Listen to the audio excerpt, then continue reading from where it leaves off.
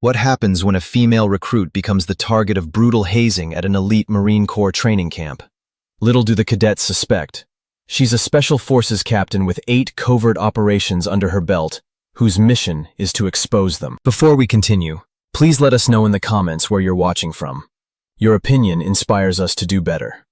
The hot California sun beat down on the pickup truck's windshield with such force that even the sun visor couldn't save it. Amanda Crawford squinted as she drove her old Ford F-150 along the Pacific Coast Highway.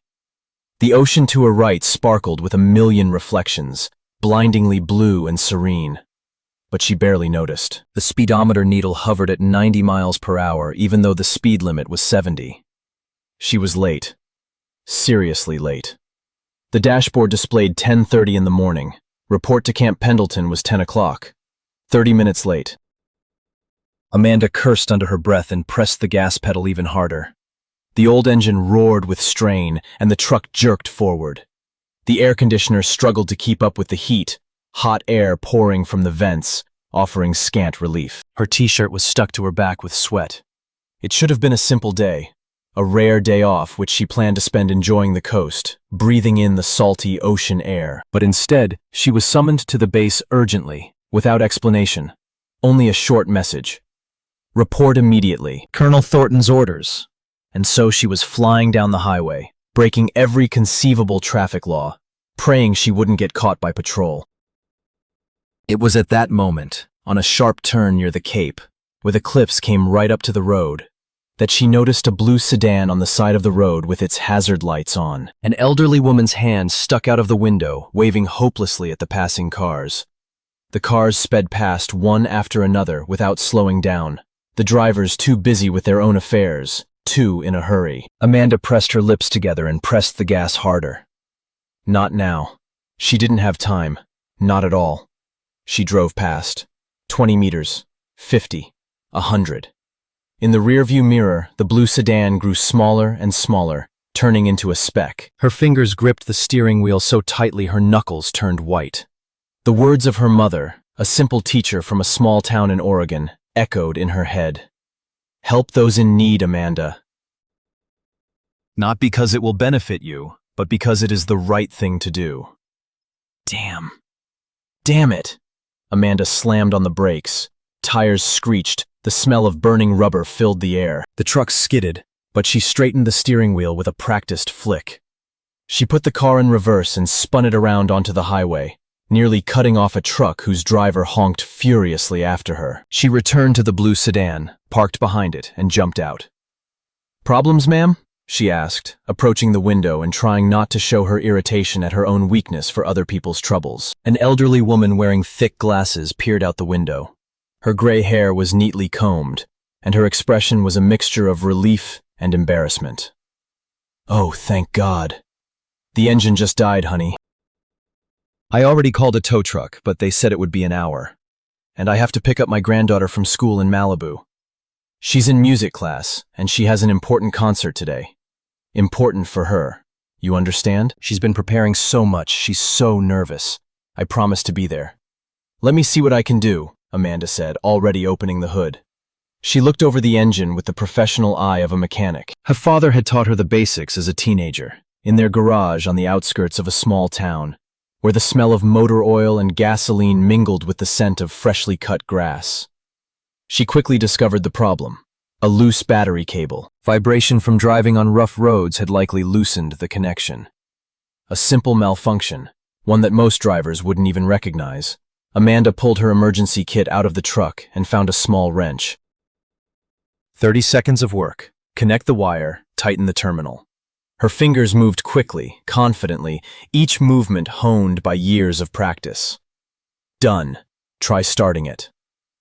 The elderly woman turned the ignition key, and the engine hummed obediently. Her face lit up, and tears of gratitude glistened in her eyes. "Oh, my dear, you're an angel, a true angel. Let me at least—" She reached into her purse, pulled out a crumpled 20, and handed it to Amanda. Amanda only shook her head and gently pushed the woman's hand away. "Go see your granddaughter, ma'am. You'll make it to the concert. Have a safe trip. What is your name, dear? I want to pray for you tonight." No need. Amanda was already turning away, hurrying to her pickup. Just go. She got behind the wheel, slammed the door, looked at her watch and cursed out loud, loud enough for the whole car to hear. Fuck. 10:45. 45 minutes late. She turned the truck around so sharply that the tires squealed again and shot forward.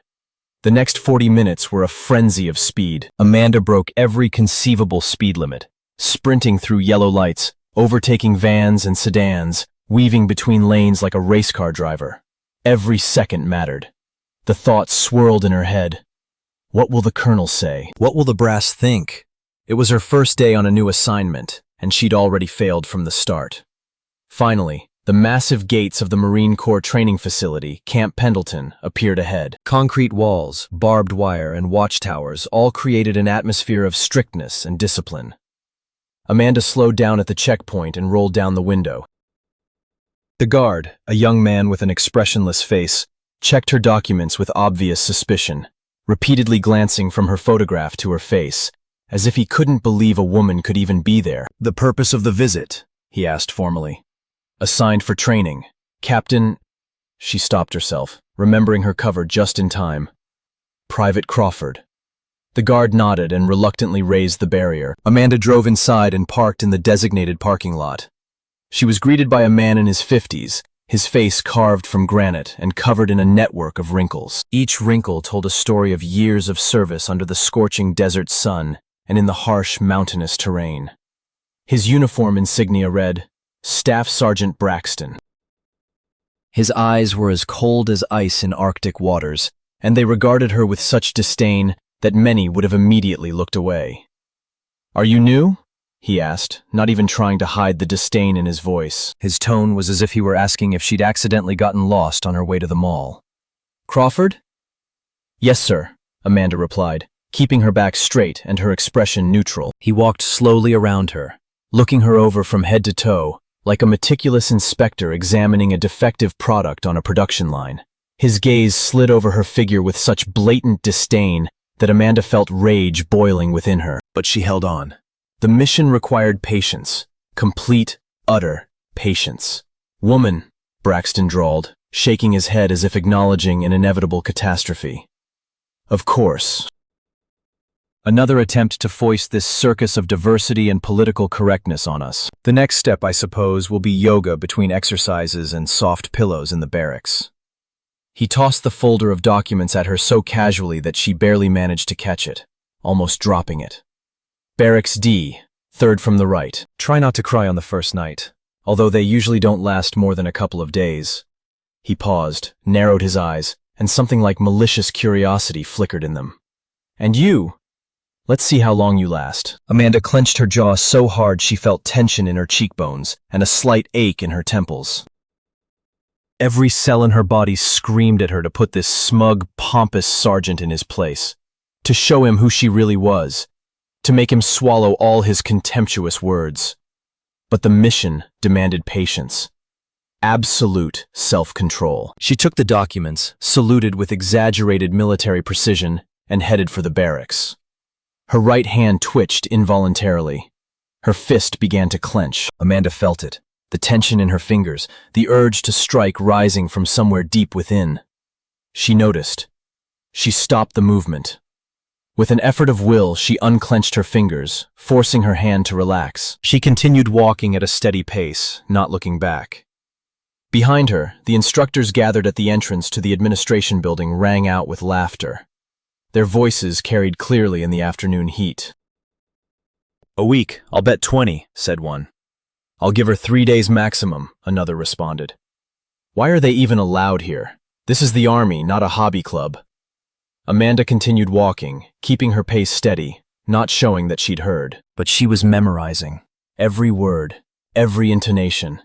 It would come in handy later, when Colonel Thornton compiled a report on the culture of this place. Barracks D turned out to be a long, rectangular building of gray concrete, devoid of any architectural frills. Functional, practical, and oppressively monotonous. Amanda pushed open the heavy metal door and stepped inside. It was relatively cool inside, with subdued light filtering through the barred windows. 20 iron bunks, all occupied by young men between 19 and 25, lined the walls in 2 rows. When she entered, All conversation instantly ceased. A heavy, tense silence fell. 20 pairs of eyes stared at her. Some openly stared, mouths open in disbelief. Others exchanged meaningful glances, clearly conveying silent messages. Still others smirked, anticipating the fun. "Wow, who's here?" drawled one of them. A guy with a perfectly square jaw, an impeccable military haircut, and a smug grin that seemed permanently glued to his face. His t-shirt clung to his toned muscles, clearly demonstrating the results of hours of training in the gym. Did someone book a stripper for the evening? Or is this some new incentive program from the command? The barracks erupted in laughter, the sound bouncing off the concrete walls and hitting Amanda almost physically, like a wave. Someone even clapped. Someone whistled. The atmosphere was thick with testosterone, aggression, and the anticipation of an easy victim. Amanda walked silently to the only empty bunk in the far corner, next to the barred window. She dropped her tattered army bag onto the thin mattress and slowly, very slowly, turned to face them. Her face was perfectly calm, without the slightest sign of fear, resentment, or irritation. "Crawford, transferred this morning from the training center in San Diego," she said in a flat, neutral voice, as if reading a report. A tall man with a scar on his left cheek, running from his cheekbone to his chin, rose from his bunk and approached. He stood 6 feet tall, with the broad shoulders of an athlete and the confident gait of a man accustomed to dominating any group. His movements were slow, demonstrative, calculated to make an impression. "I'm Damon Harris," he introduced himself, stopping a meter away from her and crossing his arms over his chest. "I'm in charge here, Princess. And I'll tell you right now, this isn't some weekend women's club where they chat about makeup and TV shows. We're training to become special forces. Real fighters who will defend this country in the most dangerous places on the planet, where one mistake costs lives. I don't know what connections you used to get here. Maybe your daddy the senator or your uncle the general made a few calls. But you'd better leave on good terms before it's too late. Before something bad happens." The last word was an undisguised threat. Amanda looked at him calmly, meeting his gaze without the slightest sign of embarrassment or fear. Something flickered in her eyes for a split second. Anger? Compassion? Pity for this cocky boy who had no idea who he was talking to. But she blinked, and the expression vanished, replaced by the same neutral calm. "Thanks for the advice, Damon. I'll definitely take it into account. Now, if you'll excuse me, I need to unpack and get ready for practice this evening." Damon chuckled, clearly not expecting such a calm response, and returned to his friends. The rest of the day passed in a tense, oppressive atmosphere. Amanda silently put her things away in a small metal locker, feeling stares, hearing muffled comments and whispers behind her back. Evening training began promptly at 16 a.m. The sun was still blazing mercilessly. The temperature hovered around 100 degrees, and the air shimmered with heat. As if following a prearranged plan, the instructors deliberately assigned Amanda the most difficult tasks. While the other cadets ran the standard 5 kilometers with a 20-kilogram pack, she was given a 30-kilogram backpack. When she put it on, the straps dug painfully into her shoulders, the weight pressing her to the ground. "On your marks," the instructor commanded, without even looking in her direction. Amanda ran. Sweat began to trickle down her temples within the first 200 meters. Her breathing quickened. Her legs felt heavy. But she ran. At the 3rd kilometer, as the group was climbing a steep hill, her foot caught on a rock. She stumbled, almost fell, her hands instinctively throwing themselves forward for balance. For a moment, fear flickered in her eyes. Real, human fear. What if I really can't handle it? What if they're right? But she caught herself, straightened up, clenched her teeth, and ran on. Behind her, she heard the laughter of one of the cadets. After the run, there were push-ups. While others did 50, she was assigned 100. Amanda sank to the ground, feeling the hot sand burn her palms even through her gloves. She began doing push-ups. Her hands began shaking after the 70th. By the 90th, she allowed the shaking to become noticeable, feigning strain, although in reality she could do 300 without much difficulty. Her actual training was at the level of an elite special forces unit. She'd endured the hellish training of a Navy SEAL, a program that broke even the toughest men, where only 5 out of 40 candidates made it to the finish line. She could run a marathon in full combat gear and then carry out a complex tactical operation. But now her mission was different, completely different, and she played her part perfectly. During an obstacle course drill, a skinny, freckled boy named Riley McDonald, who looked to be no more than 20 years old, tripped while crossing a log and fell face first into the mud right in front of it. His backpack tipped sideways, spilling some of its contents: a water bottle, a compass, and a pair of spare socks. He tried to stand, but his knee twisted and he fell again. Amanda stopped. Everyone around her continued to run, flowing around the fallen man like a stone in a river. She extended her hand and helped him up, gathering his things and putting them back into his backpack. "Thank you," Riley whispered, clearly embarrassed by his own awkwardness and grateful for the help. His face was flushed, not only from the physical effort, but also from shame. "I just twisted my knee. It happens to everyone," Amanda answered quietly, tightening the straps of his backpack. "The main thing is to keep going. Always keep going." Damon Harris spotted it from about 30 meters away and shouted at the top of his lungs, his voice cutting through the din of the practice. "Hey, Riley, you need a babysitter? Maybe she'll change your diaper too and sing you a lullaby goodnight?" The other cadets laughed. Riley blushed even more deeply and quickly turned away, clearly wishing he could disappear into thin air. Amanda remained silent, but she remembered the moment. Not everyone here was a monster. Some were simply afraid of standing out, of becoming the next target. They went along with the crowd not because they believed it, but because they were protecting themselves the only way they could, being part of the herd, not victims. That evening, after dinner in the mess hall, a tasteless but calorific meal typical of military bases, Amanda sat alone at a separate table in the corner. The other cadets pointedly ignored her, huddled in a noisy group against the opposite wall, laughing and exchanging jokes. Every now and then, someone would glance in her direction, followed by another burst of laughter. Amanda ate slowly, methodically, not showing that it bothered her. In fact, she used this time to observe, to study the group dynamics. Who was the leader? Who was the follower? Who was the weak link? Who was a potential ally? This was her real job. 3 weeks ago, Colonel Elizabeth Thornton summoned her to a secret meeting at Naval Special Warfare Command headquarters, in a secure office on the 7th floor, where even the walls were rigged with eavesdropping systems. That meeting lasted 45 minutes and completely changed the trajectory of her career. But Amanda wasn't thinking about that now. She was just eating, watching, remembering. After dinner, everyone returned to the barracks. Evening had fallen, and the sun was setting, painting the sky in shades of orange and crimson.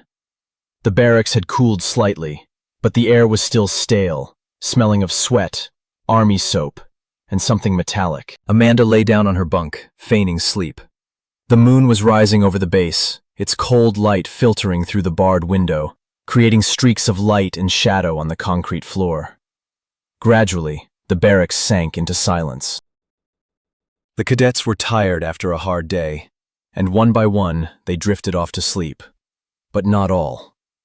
Around 10:30 p.m., when most were already asleep, Amanda heard a whisper. Very quiet, barely audible, but her hearing, honed by years of service in special operations, where the ability to catch the slightest sound could save lives, distinguished every word. "So, tomorrow night?" It was Damon's voice, coming from the darkness on the opposite side of the barracks.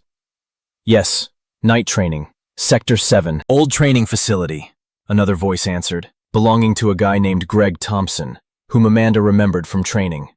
"Perfect location. There won't be anyone there. The cameras aren't working." "Are you sure Braxton knows?" A short pause. Then a quiet chuckle. "Of course he knows. Moreover, it was his idea. Tradition, you understand?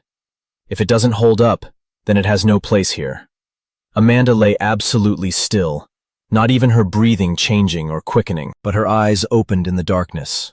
A cold, calculating gaze directed at the ceiling, where moonlit shadows danced in intricate patterns. Beneath the blanket, her right hand slowly, very slowly, clenched into a fist. The decision had been made. The next day followed a similar pattern. Rise at 6 o'clock, breakfast, a 10-kilometer morning run, strength training, tactical exercises in class, lunch, an afternoon training session on the obstacle course, and evening dinner. Amanda participated in everything, patiently enduring the mocking comments, ridicule, and disdain. But inside, she was preparing. That evening, after dinner, the night training was announced. Staff Sergeant Braxton read the orders with a stony face, his voice echoing throughout the mess hall. The cadets were divided into groups of 4 for the night training course. Amanda, as expected, was placed in a group with Damon Harris, Greg Thompson, and a quiet recruit named Marcus Williams, a black man with thoughtful eyes. The task was formulated very simply. Complete the assigned route through the old training area, using night vision goggles and basic navigation skills, and return to base before dawn, or 5 in the morning. Failure to complete the task would result in the failure of the entire group and additional penalties. The equipment was issued at the warehouse. Amanda received her kit and immediately began checking it. The night vision device turned out to be an old model, decommissioned 5 years ago. When she turned it on to check, the image flickered several times before stabilizing. The resolution was low and grainy. She frowned. Then she checked the rounds in the training weapon. She picked one up and weighed it. It was heavier than regular blanks. Much heavier.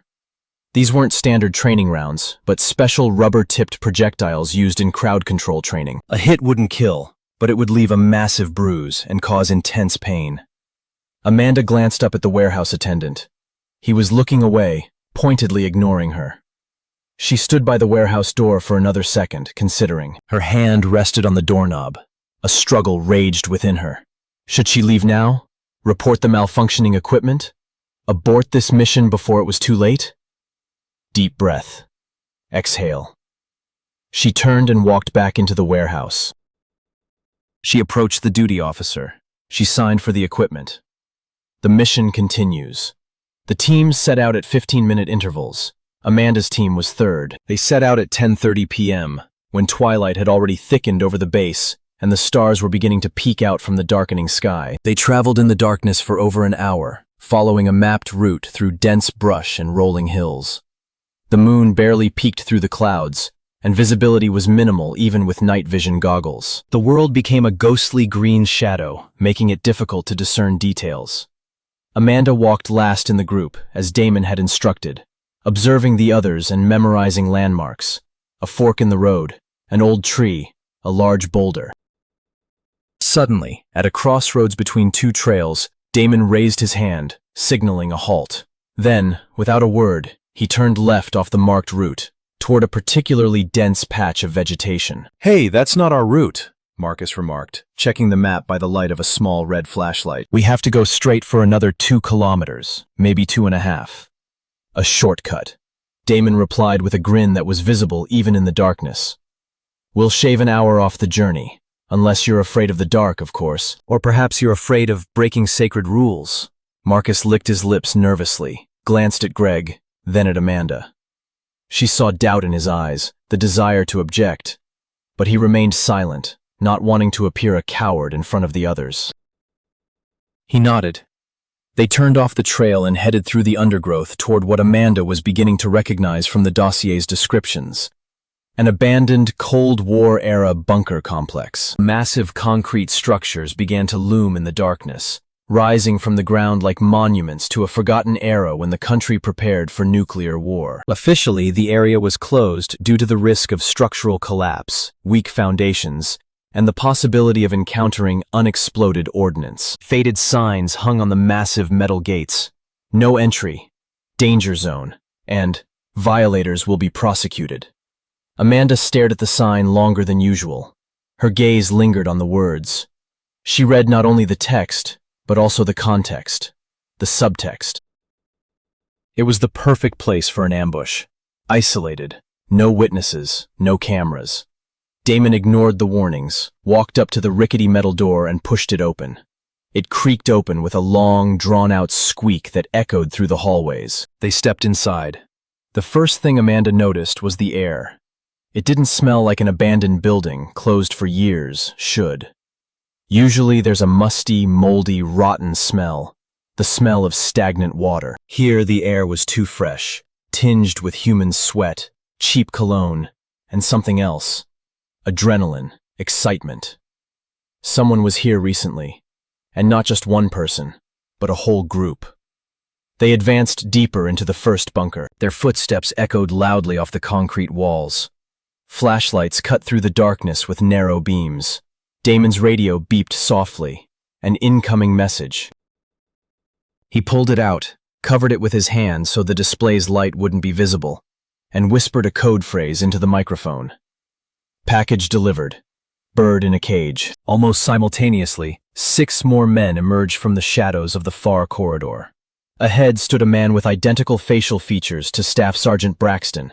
The same square jaw, the same cold eyes, the same confident, dominant gait. Justin Braxton, the sergeant's son, whom Amanda had seen in the photos in the file. Beside him stood a group of thugs whose silhouettes suggested they favored strength training far more than mental stimulation. "Welcome to the real initiation, Crawford," Justin said with the smile of a predator anticipating easy prey. His eyes glittered in the dim light of the lanterns. "Women have no place in the special forces, never have and never will." This isn't discrimination, it's reality. Today you'll understand why. We're simply helping you understand this reality, for your own good. Amanda assessed the situation with the cold, professional precision she'd used countless times in real combat. 9 opponents, aged between 20 and 25, in good to excellent physical condition. A confined space approximately 20 by 15 meters. 2 exits, one behind her, the other blocked by the opponents. Poor lighting created numerous blind spots. Concrete walls, no usable furniture. She could have neutralized them all in 2 minutes tops, using a combination of hand-to-hand combat techniques, Krav Maga, Brazilian Jiu-Jitsu, and the kind of submission holds taught only to elite special forces. But that wasn't her mission. It would have revealed her true identity too early, ruining the mission. She needed to understand. How deeply entrenched was this system? Who else was involved? Was there documentary evidence of organization? "It seems a bit much for a simple introduction," she said calmly, keeping her arms relaxed at her sides but internally bracing for action. Every muscle was on alert. Usually a simple handshake is enough, or maybe a beer together. Justin Braxton laughed, and his friends joined in, creating a cacophony of sound in the confined space. "My father says the bosses are forcing diversity quotas on us. Politicians are playing at equality from the comfort of their offices, not realizing that it costs lives on the battlefield. We're simply upholding the real standards that have existed for decades and saved lives." The first punch came from behind, from Greg, who should have been her teammate, a classic amateur mistake, telegraphing the punch. Amanda heard the change in his breathing, the quickening of his pulse, the subtle movement of air behind her a full second before the fist landed. She barely shifted to the left, just 5 centimeters, letting the fist glide past her shoulder instead of connecting with full force with his kidney. Even so, the blow was powerful. A flash of pain shot through her shoulder. She staggered forward, feigning greater shock than she actually felt, but simultaneously used the movement to take another look at all her opponents, memorizing their precise positions, distances, stances, and determining each one's dominant hand. Justin took a step toward her, his shadow falling over Amanda. Damon came up to her right, cutting off her escape route. Greg was behind her. They surrounded her, tightening the circle. "Your last chance to leave, Crawford," Damon said, and there wasn't even anger in his voice, but something akin to pity. "We don't want to cause you any real harm. Just leave. Tell them you can't take it anymore and go home. To your family, to a normal life." Amanda slowly straightened up. She turned around. She looked Justin straight in the eyes. A cold smile appeared on her lips, and there was something in that smile that made several of the boys involuntarily take a step back. "I've been waiting for this," she said quietly. Justin frowned, not understanding. He nodded to Greg, who swung again, aiming for Amanda's back. At that precise moment, a sound came from outside. Not the sharp click of practice rounds. Not the ringing pop of blanks. but the deep, muffled bass sound of a real firearm with a professional military suppressor.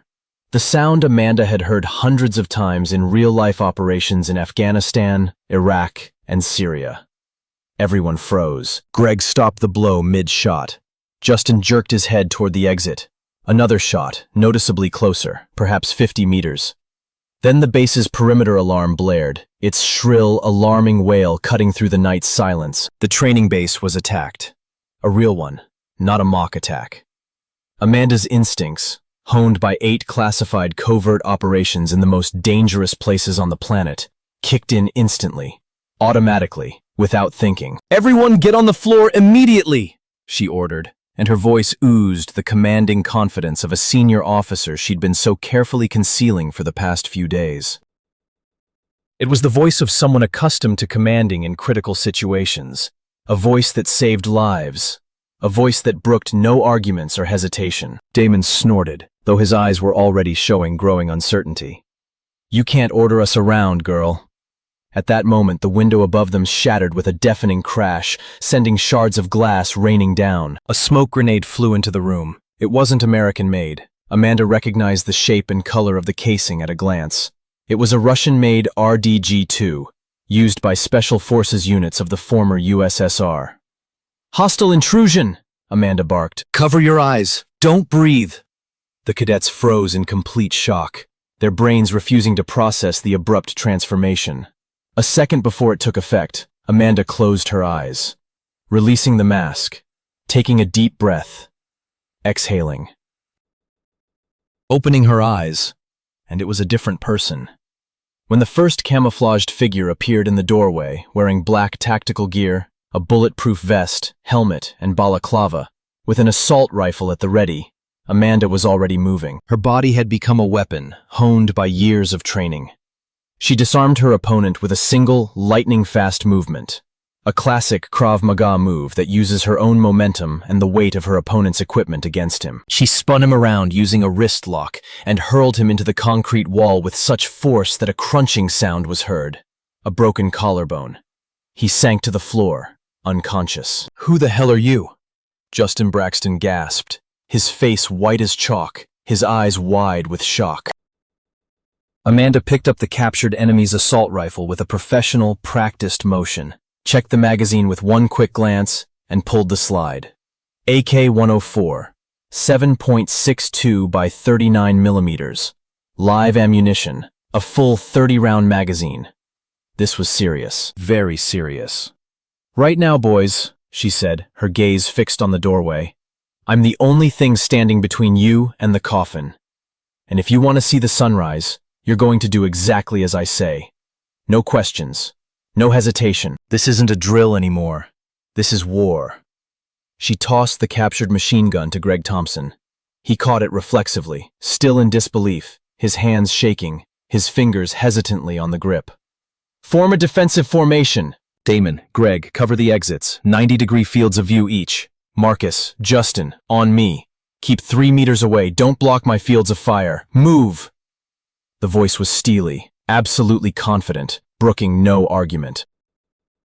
It was the voice of a commander who had lived through the hell of real combat operations, where every decision could cost lives. The cadets obeyed instinctively, their bodies reacting to the commanding tone before their brains could process the information. The night had transformed from a planned, petty hazing into a deadly fight for survival. And these young men, who just minutes earlier had planned to intimidate and humiliate her, now looked at Amanda Crawford with a growing realization. They hadn't simply chosen the wrong victim. They had stumbled upon a person whose fighting skills and experience surpassed anything they had ever seen in training videos, or even imagined in their wildest fantasies. Outside, the gunfire intensified. Machine gun fire, grenade explosions, shouts in an unfamiliar language. Camp Pendleton, one of the largest training centers for the U.S. Marine Corps, was under coordinated attack from an unknown enemy. "Move," Amanda commanded, gesturing toward the side corridor. "Quiet. Quickly. Keep your distance." She led them through the labyrinth of dark corridors of the abandoned bunker. Every step she took was precise, measured, and silent. She moved like a ghost, making almost no sound. The cadets tried to mimic her movements, but their heavy boots still echoed loudly on the concrete floor.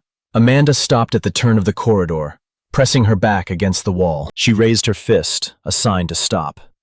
She listened. Footsteps. 2, maybe 3. Approaching from the right. She gestured. Marcus and Justin left behind cover. Damon and Greg stay where they were, covering their retreat. 10 seconds later, 2 figures in black tactical gear appeared in the hallway. Amanda let them pass 2 meters, waiting until their backs were to her. One silent lunge forward, a chokehold on the first opponent. A carotid artery hold, compressing the carotid arteries that supply blood to the brain. 8 seconds later, the opponent went limp in her arms, losing consciousness. She lowered him silently to the floor, grabbed his machine gun, and turned to face the second. The second opponent reacted, turning and raising his weapon. Amanda was faster. A blow with the rifle butt to the solar plexus sent the opponent doubled over, gasping for air. A second blow to the temple sent him collapsing. The cadets watched with their mouths open. It all took no more than 15 seconds. 2 armed, equipped, and prepared opponents were neutralized without a single shot, without any noise that might attract others. "Who are these people anyway?" Justin Braxton Jr. whispered, his voice shaking, all his previous aplomb and self-confidence crumbling to dust. "And how do you know how to do this?" Amanda quickly searched the captured enemies. She removed the uniform patch from one of them and examined it with a small flashlight. It was a stylized emblem, a double-headed eagle with swords. She recognized the symbolism from the intelligence briefings she'd read while preparing for covert operations. Judging by their equipment and tactics, these are foreign special forces, Russians. Or mercenaries from a private military company working for Russian intelligence agencies. This wasn't a random attack. They knew about today's exercises, knew the location of the base, knew that security would be minimal. This means an information leak. Perhaps an insider inside the base. Intense heavy-caliber gunfire erupted from the base's eastern perimeter. The sound was distinctive. A 50 caliber M2 Browning machine gun, the primary defense weapon of the American bases. This meant the defenders had begun organizing resistance. "We're changing our plan immediately," Amanda commanded, already analyzing the situation and weighing her options. "We're going through the service tunnel to the command center. If the base is compromised, and it looks like it is, we need to contact command and coordinate our actions. We can't allow the enemy to gain a foothold. Follow me. Keep a distance of 3 meters. Complete silence. If I raise my fist, freeze. If I point down, point to the ground. Understood?" "Understood, Captain," Damon breathed out, and only then realized that he had called her Captain. Amanda didn't correct him. The mission to investigate hazing was no longer worthwhile. They were facing a real threat to national security. The next 40 minutes felt like a nightmare from which they couldn't wake. They navigated an abandoned bunker complex, then a system of underground communication tunnels that Amanda somehow knew by heart, even though she'd officially only been at the base for 3 days. The maps she'd studied in preparation for the mission now proved invaluable. They encountered 2 more opponents. Amanda neutralized the first with an elbow lock, a distinctive crunch and a cry of pain, quickly silenced by a blow to the solar plexus. The second proved more experienced, managing to fire a short burst from her machine gun before Amanda ducked under the line of fire and tripped him, then immobilized him with a chokehold. Bullets tore through the air dangerously close to Greg Thompson. One ricocheted off a concrete wall and left a deep cut on his left shoulder. Blood ran down his sleeve, dark and thick. Greg groaned and clutched his wound. Amanda reacted instantly. "Press," she ordered, pushing him back against the wall. Her hands moved quickly, expertly, pulling a first aid kit from her kit. 30 seconds. The wound's been cleaned with antiseptic, a pressure dressing applied, the arm immobilized. "Can you move?" "Yes," Greg croaked through the pain. I can handle it." "You've done this before," Damon said, watching her actions. It wasn't a question anymore, but a statement of the obvious. "Not in training, in actual combat." Amanda met his gaze for a second. Something distant and heavy flickered in her eyes, memories of other wounds, other fighters, other battles. Some of them survived. Some didn't. More times than I care to remember, boy. A lot more. Now shut up and follow. We don't have time to talk. They continued walking. Marcus Williams, who had remained silent until this point, keeping to himself and apart from the main group, suddenly spoke quietly. She's right, you know. About everything. About us. About what we did. My older brother served in Afghanistan. He died there 3 years ago. Idiots like us, who thought we were tough, drove him to the point where he didn't ask for help when he needed it. Didn't want to seem weak. I swore I wouldn't be like that. But here I am, and I kept quiet while you planned this. The silence in the hallway was heavy, oppressive. Justin Braxton looked down. Damon clenched his jaw. Greg, clutching his injured shoulder, closed his eyes. If we survive until dawn, Amanda said without turning around, continuing to lead them down the tunnel, you'll have a chance to change everything. But first, we have to survive. They reached the base's command center through a system of emergency tunnels, the exit of which was 200 meters from the main administration building. A 12-man rapid response team in full combat gear, with body armor, helmets, and M4 assault rifles at the ready, guarded the perimeter at the entrance. 2 M240 machine guns on tripods, searchlights, and sandbags were mounted for cover. The defense was commanded by Lieutenant Colonel James Richards, a man of about 45 with a tired but determined expression. As Amanda's group approached, shouting the day's password, "Starlight! Starlight!" Our own! The guards trained their guns and searchlights on them. "Hands on your heads! Identify yourself!" one of the soldiers shouted. "Private Crawford, D7 Training Group, with 4 cadets," Amanda shouted back, raising her hands and motioning for the others to follow her example. Lieutenant Colonel Richards peered into the darkness, recognizing her silhouette even in the dim light. His eyes widened. "Let her through!" he commanded. Immediately! As they crossed the perimeter and emerged behind the fortifications, Lieutenant Colonel Richards instantly snapped to attention and saluted. "Captain Crawford!" "Colonel Thornton is on his way here by helicopter with a reinforcement team from the 30th Special Forces Battalion. ETA, 20 minutes. Permission to report, ma'am." The jaws of all 9 cadets, Damon, Greg, Marcus, Justin, and the 5 others who had joined them along the way, dropped simultaneously. Their eyes widened in shock. Captain? Crawford, the captain? The very girl they'd intended to humiliate and bully? The one they'd considered weak, incapable, and somehow connected. "Report, Lieutenant Colonel," Amanda replied, instantly shifting from the role of a hunted recruit to that of a commanding officer. Her posture straightened. Her voice became clear, authoritative, and professional. It was a complete transformation, as if a different person had donned the same skin. Lieutenant Colonel Richards unrolled a tactical map on the hood of a military jeep. At 12:23:45 a.m., we detected an unknown group entering the base through the eastern perimeter, Sector 7. Judging by their actions, they're professionals. The alarm systems were suppressed, the guards were neutralized, and they launched a coordinated attack on 3 key points: the armory, the command center, and the communications center. Preliminary reports indicate the group is between 20 and 30 strong, well-armed, and operating tactically soundly. We've lost contact with patrols in sectors 4, 7, and 9. We may have 6 to 10 of our men wounded or killed. Amanda studied the map, quickly analyzing the situation. Her fingers slid over the marked dots. Armory status? We're holding it. A security team of 8 has locked themselves inside, awaiting reinforcements. Communication center? Compromised. The enemy has occupied the building. We are cut off from external communications except for emergency channels. Reserves?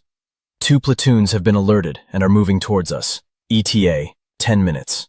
Amanda nodded, making her decision. 5 hostiles neutralized by me and my team, she reported professionally. 2 captured conscious for interrogation. Preliminary assessment. Targeted operation to seize Special Forces training protocols and possibly samples of classified equipment. Professional training, expensive foreign-made gear. I demand an immediate full perimeter sweep, a lockdown of all communications, and a screening of all personnel for possible insiders. Yes, Captain! Richards gave orders over the radio. The cadets stood 3 meters away, still trying to comprehend what was happening. Their world had been turned upside down in the last hour. Justin Braxton stared at Amanda as if she were a ghost. Damon Harris clenched and unclenched his fists, his face a mixture of shame, shock, and growing respect. Greg Thompson clutched his injured shoulder, but his gaze never left Amanda. Marcus Williams simply stood, shaking his head in mute amazement. Colonel Elizabeth Thornton arrived 32 minutes later in 2 UH-60 Black Hawk helicopters, bringing with her 30-member troop reinforcements from an elite Marine unit. The situation was largely under control by this point, thanks to the swift and professional actions of Amanda, Lieutenant Colonel Richards, and the base's reserve forces, who coordinated the attack and drove the enemy back from the perimeter. 3 attackers were killed in the firefight, 8 were captured, and the rest retreated into the Californian night. In the secure debriefing room, the walls soundproofed and wiretapped, the cadets sat on metal chairs in stunned silence. Their uniforms were dirty, torn, soaked in sweat and fear. Some were still shaking with adrenaline. They were still trying to process what had happened, trying to reconcile the image of the helpless new girl with the image of the cool professional who had saved their lives. Colonel Thornton entered the room in full dress uniform, her insignia and medals glinting in the lamplight. Beside her walked Amanda, now also in full U.S. Marine Corps captain's uniform, with her Special Operations insignia and medals on her chest, notable among them the Silver Star and the Medal of Valor, 2 of the highest awards a service member can receive. "Gentlemen," Colonel Thornton began, standing before them with a completely serious expression, "allow me to properly introduce Captain Amanda Crawford, Navy SEAL First Class, recipient of the Medal of Valor, the Silver Star, and 2 Bronze Stars. She is here to investigate systematic hazing and violations in our training program. Your actions tonight, your every decision, your every word will be thoroughly reviewed and documented." Silence fell, heavy, oppressive. The weight of these words lay almost physically on the cadets' shoulders. Fear was evident on their faces, not the primitive fear of physical danger they'd experienced in the bunker, but a deeper, existential fear of the consequences of their actions, of ruined careers, of the realization of their own moral failure. Justin Braxton Jr. stared at the floor, his face flushed with shame. "Captain," he began, his voice shaking, We were going to..." He couldn't finish the sentence. The words caught in his throat. "I know exactly what you were planning," Amanda interrupted. Her voice was firm, but not cruel. There was no malice or humiliation in it, only the iron confidence of someone who knows the truth. "And in doing so, you demonstrated why our training culture requires fundamental, profound reform. Special operations is not about bullying the weak or excluding those who are different. It's about excellence under extreme pressure. It's about absolute, unconditional trust in those who stand by your side at a critical moment, regardless of gender, race, background, or any other factors that have nothing to do with professionalism and combat skills."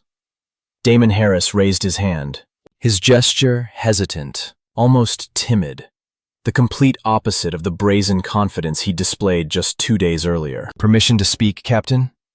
Amanda nodded. "Speak, Harris. Why did you protect us that night? After everything we planned to do, after the way we treated you, we deserved to be abandoned there, left to fend for ourselves. But you came back. Saved us. Why?" Amanda paused, her eyes flashing with memories of other soldiers, other situations, other life-or-death decisions. Because true warriors protect everyone, even those who initially didn't believe they had a right to be here, who treated them with contempt and hatred. Because leaving people behind isn't what they teach in Special Forces. It's contrary to every value the Marine Corps is built on. And because you, despite all your stupidity, ignorance, and prejudice, are still American soldiers. And I took an oath to protect this country and all who serve it. No exceptions. Colonel Thornton added, her voice hardening. There will be a full-scale, comprehensive investigation here in the coming weeks. Staff Sergeant Braxton and several other instructors have already been suspended and are in custody awaiting court-martial. As for you cadets, you've been given a chance that few are given. a rare chance. You've seen a true professional in action. You've learned the value of your prejudices. Learn from this experience. Grow, change, or leave. There's no middle ground. 6 weeks later, the Camp Pendleton Training Center operated under entirely new protocols developed by a special committee led by Colonel Thornton and a team of experts from Special Operations Command. The changes were profound, systemic, and impacted every aspect of training. Staff Sergeant Braxton wasn't just transferred. He was discharged early and forfeited half his pension after a military prosecutor's investigation revealed his long-standing involvement in a system of organized hazing that ruined the lives and careers of dozens of young soldiers. His son, Justin, was expelled from the training program for failure to meet the moral and ethical standards of the Marine Corps, a note in his military file ensuring he could never return to service. 3 other instructors received disciplinary action, demotions, and transfers to non-combat units.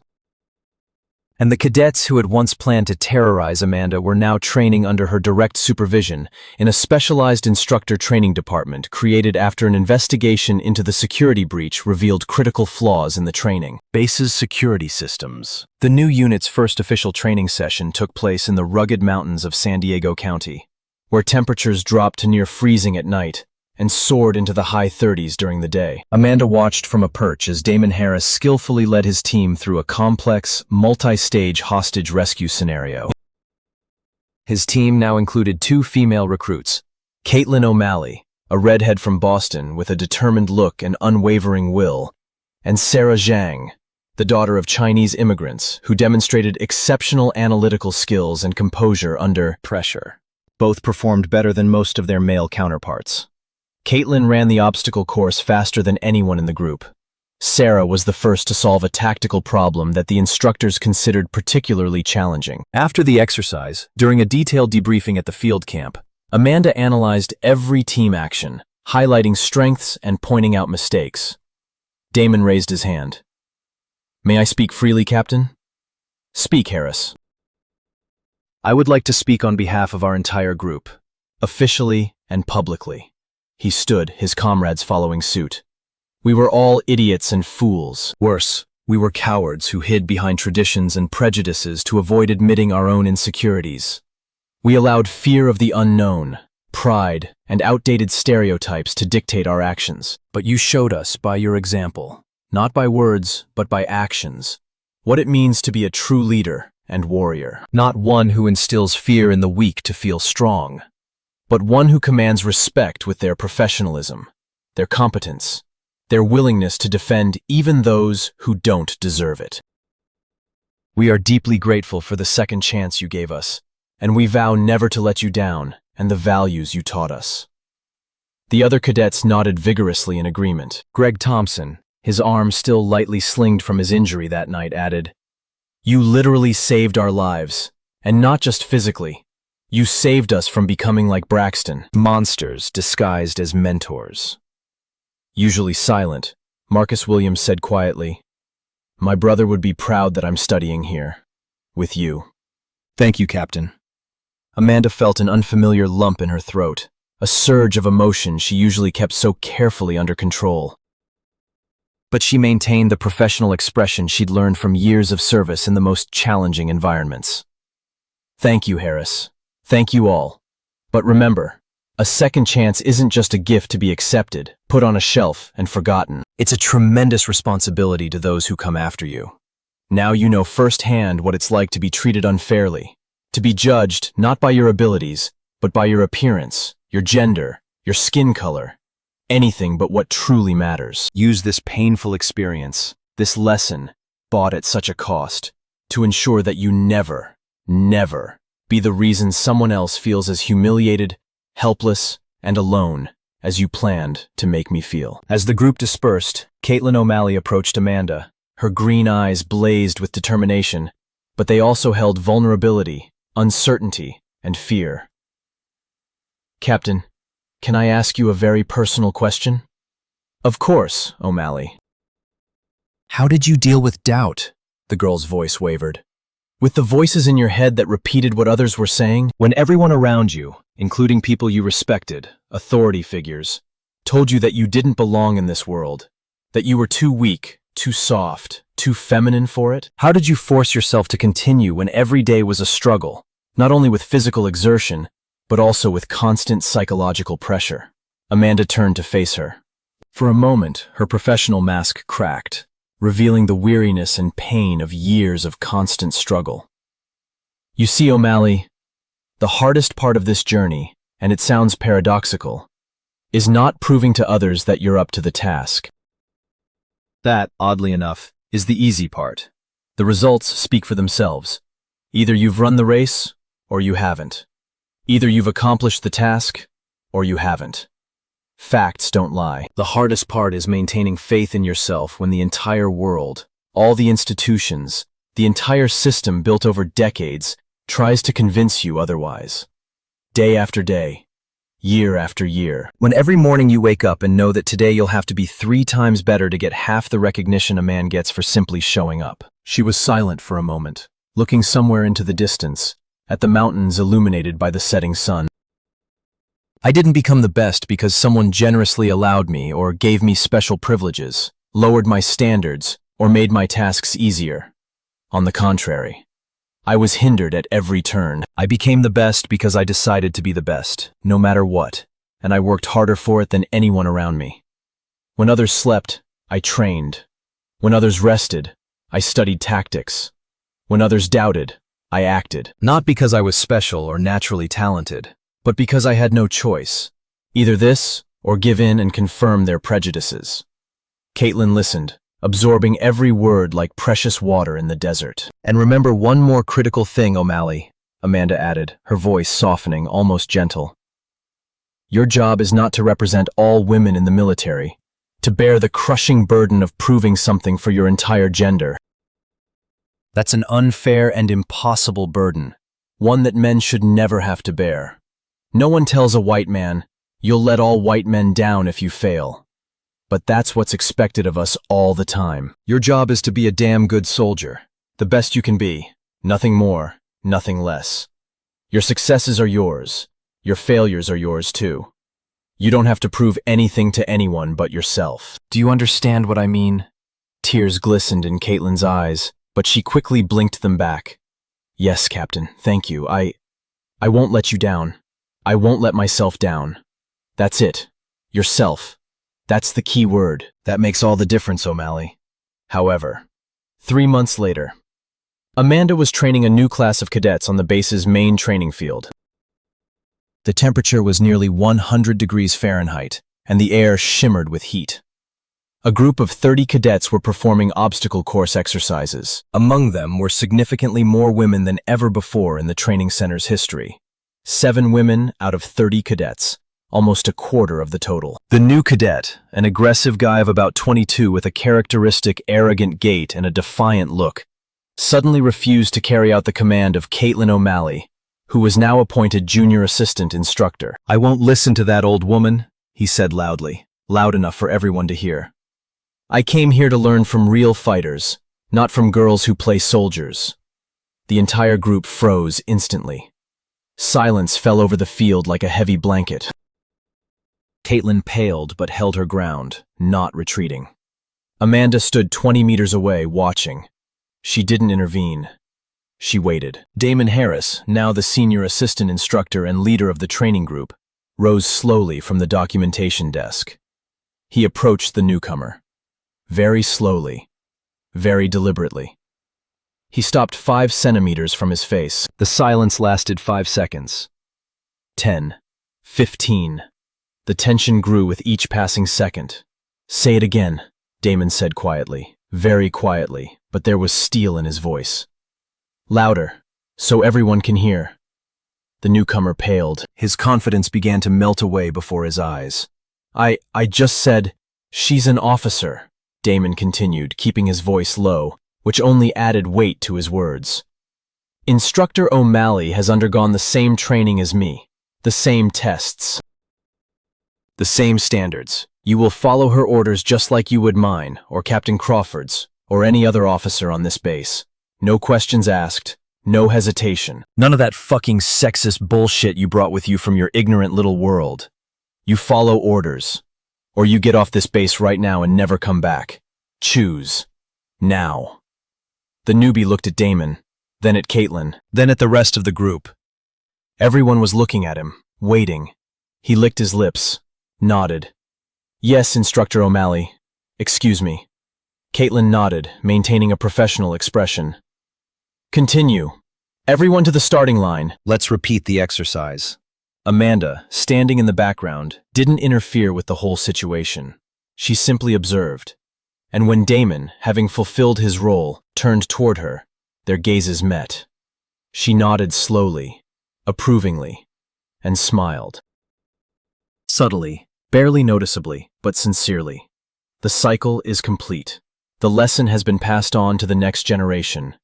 The changes have taken root. That evening, Amanda sat in her small office in the administrative building, filling out the endless reports that were an inevitable part of military bureaucracy. Mountains of documents, statistics, analyses of the effectiveness of new protocols. On the desk, next to a mug of long cold coffee and a half-empty bottle of water, lay an old, tattered photograph in a simple frame. She, in full combat gear, somewhere in a dusty Afghan province, surrounded by her squad of 8. All the men, all of them, were smiling for the camera, despite the dirt, sweat, blood, and deadly fatigue on their faces. One of them, a burly black man with a scar across his left eyebrow and an incredibly wide, infectious smile, was her best friend, her soulmate, Sergeant Thomas "Tommy" McCoy. He died 3 years ago, on March 17th, during a covert operation somewhere in northern Syria, in an area whose name she still wasn't allowed to utter out loud. Their group was ambushed by superior forces, approximately 50 enemy soldiers to their 8. Tommy covered her retreat when a leg wound prevented her from moving quickly. His last words over the radio, which she heard as she was literally dragged to the extraction point, were, "Go, Amanda, run. I'll hold them off. The team needs you more than I do. You will change this world. Promise me." She tried to go back for him, screaming, fighting with her own comrades. The squad leader physically restrained her until the helicopter took off. Thomas was found 2 days later, when a rapid response team cleared the area. He was surrounded by the bodies of 17 enemy soldiers. He fought to his last bullet, to his last breath, to his last drop of blood. Sometimes, in quiet moments like these, when the office emptied, the base fell asleep, and only she remained. Mountains of paperwork, and that old photograph. Amanda wondered what Tommy would say if he saw her now. In her role as instructor and reformer of a system that had rejected women for so long. Perhaps his distinctive booming laugh, audible throughout the barracks, would echo down the hallway of the administration building, waking the duty officers. And he would say something like, "Well, those bureaucrats in uniform have finally realized that you're better than all of us put together, sis. I always knew you'd go far. It's just a shame I won't live to see the day you become a general." And you will, I promise. Just keep doing what you're doing, being yourself, being honest, being strong. A knock on the door interrupted her melancholy thoughts and journey into the painful past. Log in. It was Riley McDonald, the skinny, freckled boy she'd helped up during their run on that first terrible day, which now seemed so far away, like another life, another reality. "Captain, I'm sorry to bother you so late." "I know you're busy." He looked unsure, shifting nervously from foot to foot in the doorway. "I just wanted to say thank you. For the night you saved our lives. For showing us who we should be. Real soldiers and real people. Not embittered, scared boys hiding their insecurities behind aggression." Amanda gestured for him to sit in the chair opposite the table. "Don't thank me, Riley. Thank yourself for making the right choice after those events. For not breaking down or becoming bitter, but for becoming stronger and better." He nodded and was about to leave, having accomplished what he had come for, but paused at the door, clearly gathering his courage for one more question. "Captain, may I ask a very personal question? If it is inappropriate, just say so, and I will leave immediately." "Try it, Riley. Were you scared? The very first time you went into real combat? Not just training exercises, where you knew everything was under control, but where people were actually killing each other. Where one mistake meant you wouldn't be coming home." Amanda leaned back in her worn office chair, which creaked under her weight. She stared through the wall, into the distant past, into the dusty Afghan mountains, the scorching Syrian deserts, the dark Iraqi streets. You know what's the funniest and most paradoxical thing about this, Riley? I wasn't truly scared in combat, when bullets whistled centimeters overhead, when grenades exploded a few meters away, when I saw death literally a meter away, looking it in the eye. Adrenaline, training, survival instincts, all of it took over, turned on automatically. Your body goes on autopilot, years of training kicks in, and you just do it. I was scared at a completely different time. When I first showed up at the base as a recruit, 15 years ago, almost the same age as you are now, and heard the same words you've heard these past weeks. No place for a woman here. You're too weak. You'll let everyone else down. You can't handle this. That's when it was truly scary, because I wasn't sure if they were right. Because a part of me, a small but nagging part, whispered, "What if they're right? What if you really can't handle this?" I doubted. Every day. Every night. And that's okay, Riley. Doubting is completely normal, even necessary. Doubt makes us cautious, makes us better prepared. The key is to not let doubt stop you, to not let fear paralyze you. You feel the fear, you acknowledge it, and then you do what needs to be done despite it. Riley nodded slowly, taking in every word. Thank you, Captain. That's important to hear, especially from you. Because you've proven that anything is possible. When he left, quietly closing the door behind him, Amanda rose from the table, stretched her stiff shoulders, and went to the window. Outside on the training field, illuminated by bright floodlights for nighttime training, cadets, men and women alike, were going through their evening exercises. She could make out figures in the darkness. Some running, some doing push-ups, some working on the horizontal bars. Damon Harris, spotting her silhouette in the illuminated window, saluted from afar. She could make out the gesture even from a distance. Amanda nodded back, though she wasn't sure he'd seen it. True warriors protect everyone, she thought, looking out over the training field, even those who didn't believe they had a right to be there in the first place. Even those who hurt them. Because leaving people behind isn't what they teach in the Special Forces. It's against the oath we take. We don't protect those we like or those who respect us. We protect everyone, without exception. Amanda turned away from the window. On her desk lay a new assignment order, arrived that morning in a sealed envelope marked Confidential. An assignment to the Naval Special Operations Command, Naval Training Command, New Instructor Training Protocols Development and Implementation. Section. Colonel Thornton had personally recommended her, writing in the cover letter, Captain Crawford has demonstrated exceptional leadership and the ability to drive systemic change in the most challenging environments. Her experience is invaluable to the future of our training programs. There was a lot of work to do.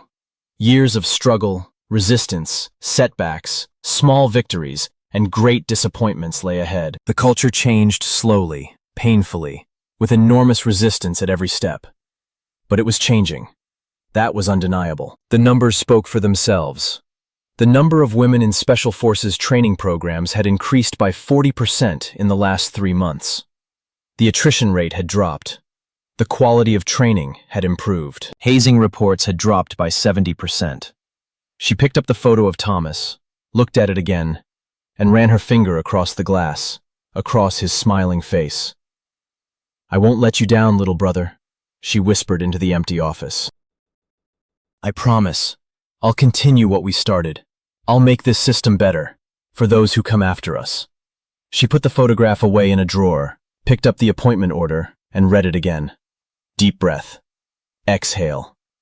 The decision was made. She would accept the position. She would continue working. She would keep fighting. The next morning, as the California sun was just beginning to rise over the Pacific Ocean, painting the sky in delicate shades of pink and gold, Amanda Crawford stood on the main training field at Camp Pendleton. She watched the new class of cadets take their morning run. Among them were more women than ever before in the history of this legendary training center. 12 girls out of 40 cadets, almost a third of the total. It was a revolution. Quiet, gradual, but unstoppable. They ran together, men and women, shoulder to shoulder, in a single formation. One of the boys, a tall, blond man, stumbled on the uneven ground. The girl next to him, a short Asian woman with short black hair, extended a hand and helped him up. He nodded in thanks. They kept running. No one laughed. No one mocked. No one exploited this moment of weakness to humiliate him. It was a new culture, new values, mutual assistance instead of hazing, respect instead of contempt, professionalism instead of prejudice. Damon Harris approached Amanda, holding a tablet with the training schedule. "Captain, the team is ready for the next stage of training. The tactical exercise in the mountains begins in 2 hours." "Excellent, Harris. Start preparing. And remember, keep a close eye on newcomers." The first 2 weeks are critical for establishing the right attitude. "Yes, sir, Captain." He saluted and ran back to the group, shouting commands. Amanda watched as he gathered the cadets in a circle, explaining the next exercise. His voice was firm, demanding, but fair. It lacked the contempt, the malice she'd heard from Staff Sergeant Braxton. Damon had changed. They all had.